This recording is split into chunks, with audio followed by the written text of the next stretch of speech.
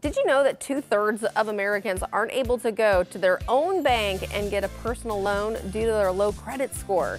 Here to discuss how financial technology is working to transform the industry and serve this underserved group is Elevate CEO Ken Reese. Good morning, Ken. Thanks for having me. So, in the past, banks and financial institutions were the main source of loans for middle-class Americans. What has changed? Well, our country's changed. When I was growing up, we had a thriving middle class with savings and financial stability. That's changed. Now, almost half of Americans have less than $400 in savings. And just as challenging, 2/3 of Americans, 160 million Americans, have a credit score less than 700. And as a result, banks don't serve them with credit anymore, and they've been pushed into the arms of dead-end products like payday loans, title loans, storefront installment loans, and pawn. And Americans are looking for better options. And how has this affected people? Well, it's created a lot of financial stress for the average American that may be credit challenged. If their car breaks down and they need to get it fixed to go back to work, or their child needs to go to the doctor, the options are not good. And since the banks won't serve them, they have to go to more expensive products, which in addition to being expensive, don't help them rebuild their credit. So they get stuck and they can't get back into the world of traditional credit products.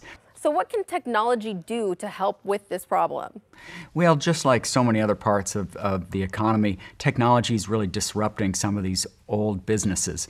As an example, our company, Elevate, has now provided $5.5 billion worth of credit to 2 million consumers and saved them $3 billion over what they would have spent on payday loans. And that's because of our investments in technology and advanced analytics that allow us to underwrite customers that traditional old approaches to underwriting just won't work. How are financial technology startups changing things to help customers get better options than predatory loan products?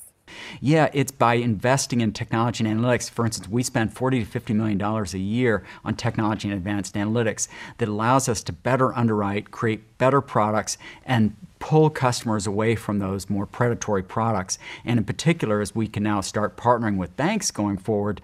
Are there any other actions to combat the problem of predatory lending? Well, certainly regulators play a role, and we support what the CFPB is doing to try to eliminate bad practices. But at the end of the day, it's going to take innovation, not regulation in our minds. And we think that regulators and legislators can help by encouraging banks to partner. Where can we learn more, Ken? Well, our website, elevate.com, talks about some of our products. Thank you so much for the great information. Thank you for being on with us this morning, Ken. Find out more information by logging on to our website, fox4morningblend.com.